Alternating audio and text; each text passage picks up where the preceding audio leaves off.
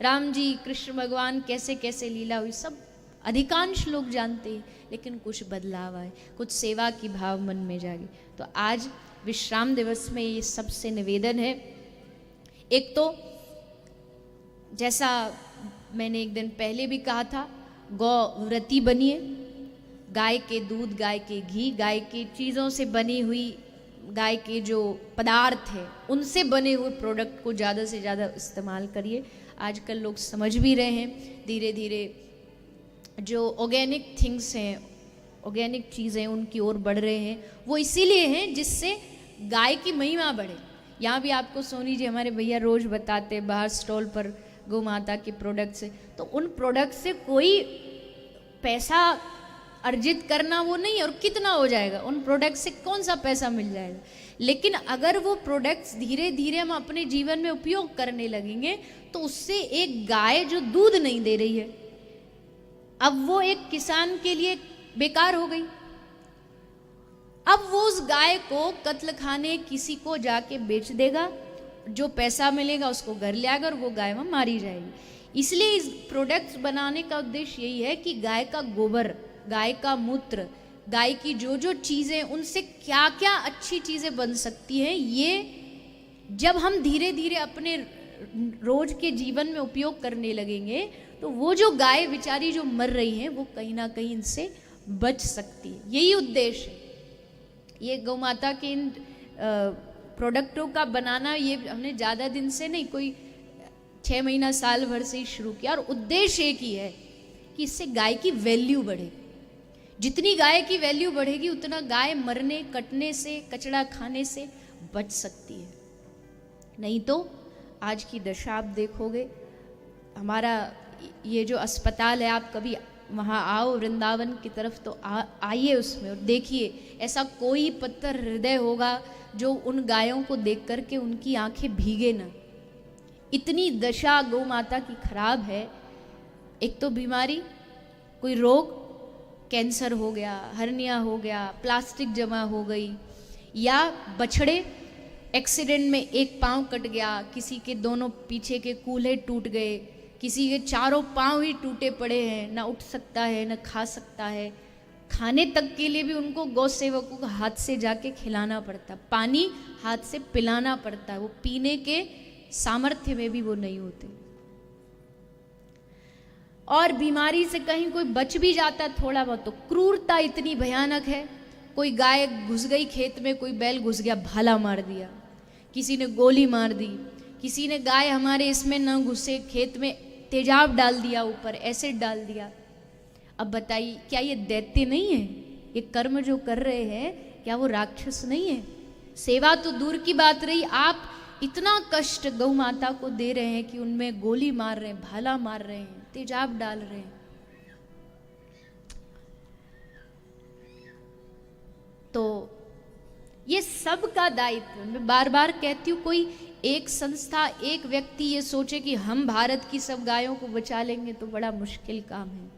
प्रदेश अलग हैं, लोग अलग हैं, जनसंख्या अलग है, लेकिन सब लोग अगर थोड़ा थोड़ा मिलकर प्रयास करेंगे कि हमें बस किसी भी तरीके से गाय माता की सेवा करनी है, चाहे वो धन से हो, चाहे तन से हो, चाहे मन से हो।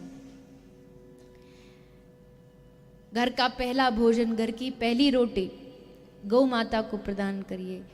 प्लास्टिक में भोजन रख करके कचरे स्थान पर मत डालिए, वो गायों का जीवन छीन रहा। कितनी गाय प्लास्टिक खा खा के मर रही है। लेदर मत उपयोग करिए, फैशन के चक्कर में आकर के कुछ भी लेदर का उपयोग कर रहे हैं, चमड़े का उपयोग कर रहे हैं, शरीर में वही खाल लगा करके फैशन के चक्कर में घूम रहे हैं। ये सब छोटी छोटी चीजें तो कर सकते हैं। मान लीजिए आप बड़ा गौशाला अस्पताल नहीं चालू कर सकते, तो इतना तो सभी कर सकते हैं।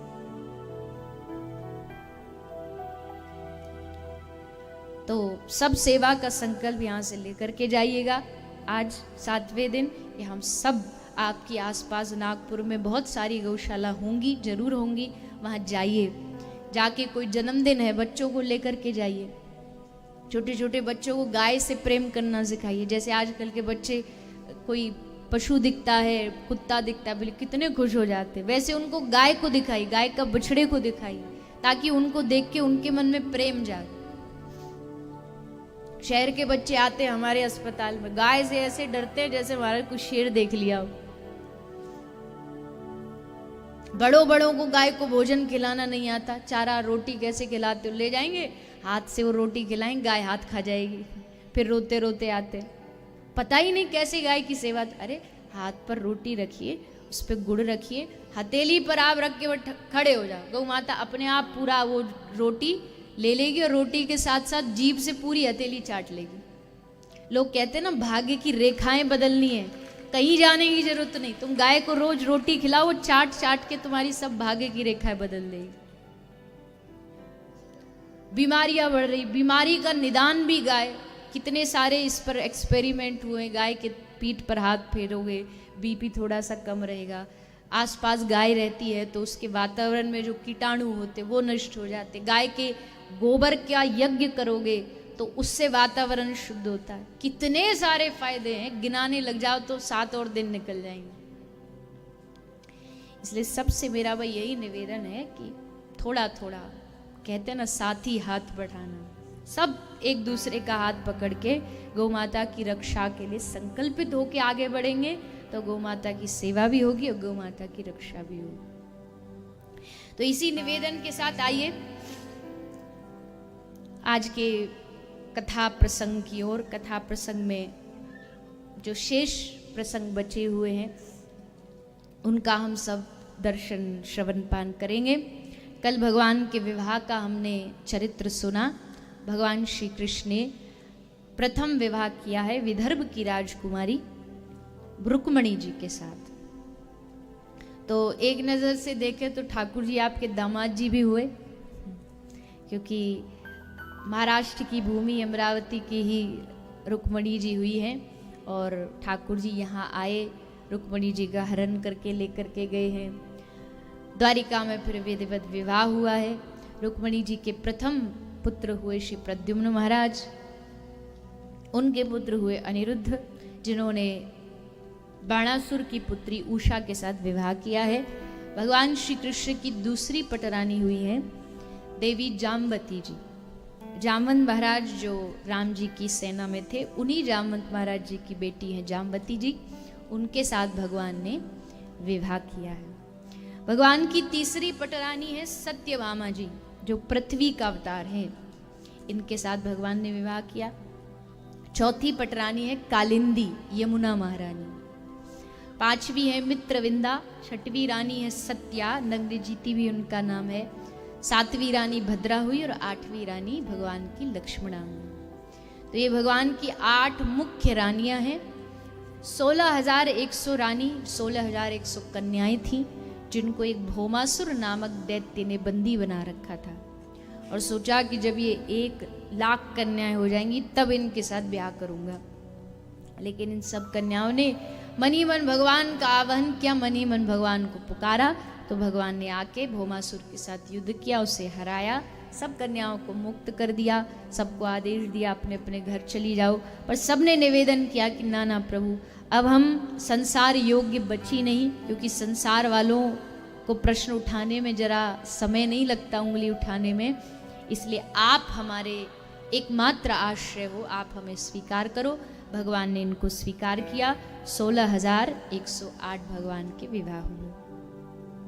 फिर आगे भगवान की कुछ द्वारिका की लीला और श्रवण कराई जाती है। सुदामा जी की कथा को भी सुनाया गया है, वो सब आप हम श्रवण करेंगे। उससे पूर्व आइए एक प्यारा सा ब्रज का भाव गाते हैं, उसके बाद आगे बढ़ेंगे। अच्छा, वृंदावन किस किस को चलना बताइए? सबको।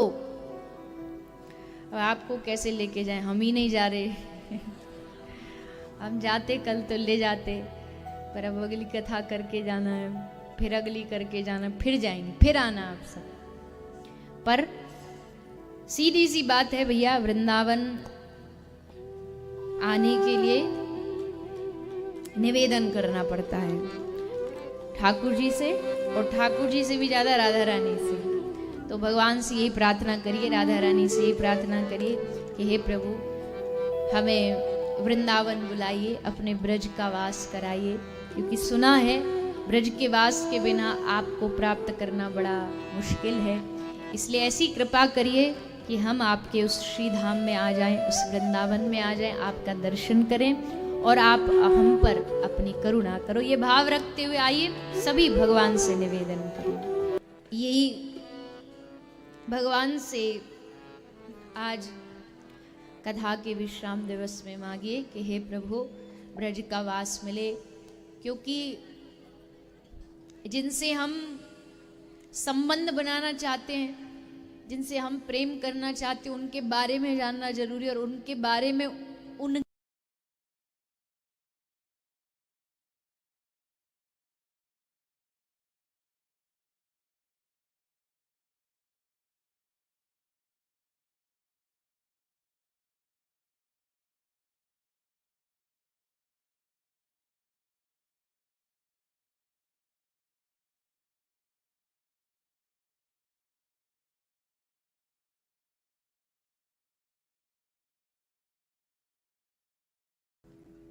ठाकुर जी है तो छलिया, बड़े नटखट। तो एक दिन इनको क्या सूझी, रुक्मणी जी चरण दबा रही थी, तो चरण दबाते जब दबाते भगवान ने रुक्मणी से पूछा कि रुक्मणी एक बात बताओ, तुमने हमसे ब्याह क्यों किया, तुमने हमसे विवाह क्यों किया। रुक्मणी जी जरा सी भयभीत हो गई, डर गई कि हमसे कोई गलती हो गई क्या, क्या हमसे खुश नहीं है, कोई नाराज है क्या, जो भगवान हमसे ऐसा प्रश्न कर रहे हैं। अब भगवान ने ये प्रभु कर तो इसलिए रहे कि रुक्मणी हमसे थोड़ी नाराज हो जाए, क्योंकि हमने कभी रुक्मणी का गुस्सा नहीं देखा। हमने सुना है कि पत्नी बड़ी जल्दी रूठ जाती है, ठाकुर जी हमने कभी ये नाराजी नहीं देखी, कभी नाराजी नहीं होती। तो रुक्मणी जी को क्रोध दिलाने के लिए भगवान ये लीला कर रहे हैं। रुक्मणी जी को क्रोध तो आया नहीं, उल्टी भयभीत हो गई, डर गई कि हमसे क्या भूल हो गई। भगवान ने सोचा अच्छा कुछ और ट्राई करके देखते हैं, और आगे बढ़े। भगवान बोले चलो ब्याह हो तो गया, पर हमारा तुम्हारा जोड़ा कुछ जमा नहीं। रुक्मणी जी फिर भी चुपचाप बैठी रही। अब देखो ये बात ठाकुर जी कब कर रहे हैं, जब पोता पोती सब होली है। अब ऐसे समय में कोई आजकल का कोई पति कहे कि हमारा तुम्हारा जोड़, तो मैया बेलन लेके बोलेगी बुढ़ापे में तुमको ध्यान आ रहा है, तब से तुमको ध्यान नहीं आया था, जोड़ा जमा नहीं। रुक्मणी जी फिर भी चुप। कैसे जोड़ा जमा नहीं, देखो तुम इतने बड़े खानदान की बेटी, एक हमारे खानदान का अता पता नहीं है, हमारे माता पिता ही कन्फर्म नहीं है, कोई कहता देवकी नंदन, कोई कहता यशोदा नंदन। फिर तुम कहो कि नहीं जी माता पिता खानदान ये सब हमने देख के ब्याह नहीं किया, हमने तो ये देख के ब्याह किया कि आप बड़े बलशाली हो, बड़े वीर हो, तो हमारा नाम ही है रणछोड़। रण को छोड़ करके डर के मारे भग गए हम, तो डर के मारे समुद्र में घर बनाए बैठे, वीर तो हम है नहीं। अगर तुम कहो कि चलो हमारी पसंद नहीं, तुम तो हमारे परिवार वालों की पसंद थे, तो वो भी नहीं। तुम्हारा भाई तो हमको आंख देखे नहीं सुहाता था, उसने ब्याह अपने मित्र से भी तय कर दिया। तुमने ही जैसे तैसे पत्र फत्र भेज के सब जुगाड़ लगा लगू के हमको बुलाया। अगर तुम कहो कि नहीं ये सब छोड़ो, आपकी सौंदर्यता पे मैं मोहित हो गई, आप सुंदर हो इसलिए ब्याह किया, तो सुंदर हम है नहीं। हमारी मैया तो बस यही सोच सोच के परेशान रहती थी कि यार कार्य ते ब्याह कौन करेगो, कोई या कार्य को अपनी बहू देगो भी कि नहीं देगो, ऐसे कार्य को कहाँ ते बहू आएगी। सबरी मैया गोपी व्रज की चिंता करती थी, तो सुंदर हम है नहीं, काले कलूटे से।